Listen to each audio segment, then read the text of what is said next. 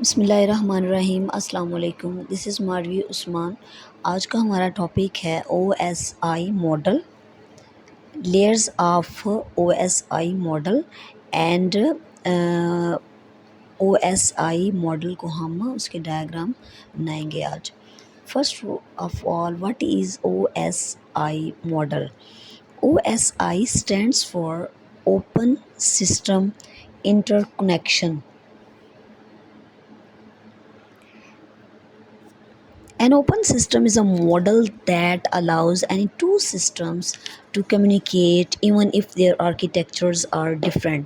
اب جو O S I model ہے یہ کوئی سے بھی دو سسٹمز کو الاؤ کرتا ہے کہ وہ ایک دوسرے کے ساتھ کمیونیکیٹ کریں۔ اب او ایس آئی جو ماڈل تھا اس کو کس نے ڈیولپ کیا؟ OSI model was developed by ISO, and ISO stands for International Standards Organization.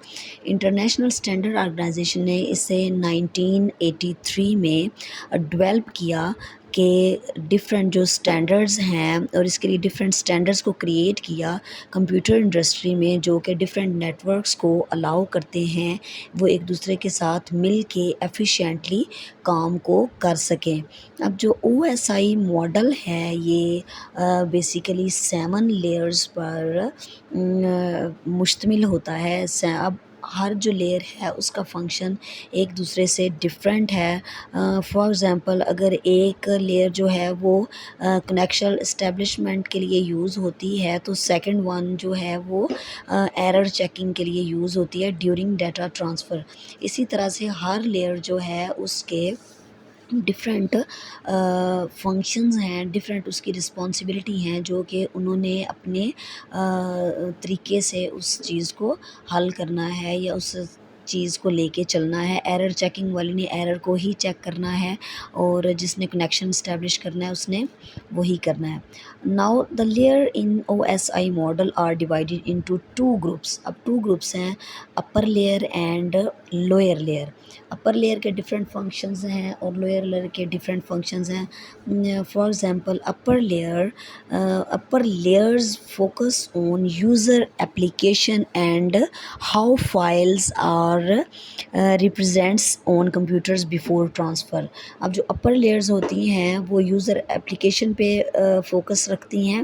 اب now lower layers are connected with how the communication across network actually occurs. یہ communication کو دیکھتی ہیں کہ کمیونیکیشن نیٹورکس پر کس طرح سے کمیونیکیشن ہوگی۔ اب دیکھتے ہیں کہ او ایس آئی ماڈل کی لیئرز کون کون سی ہیں۔ میں نے آپ کو پہلے بھی بتایا کہ اس کی 7 لیئرز ہیں جو کہ ڈفرینٹ فنکشنز کو پرفارم کرتی ہیں۔ First one is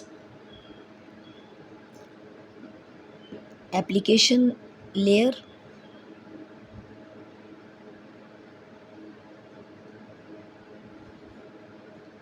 Second one is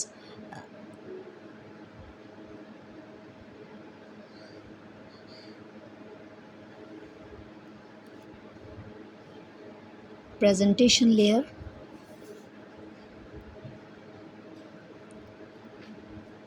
Session layer.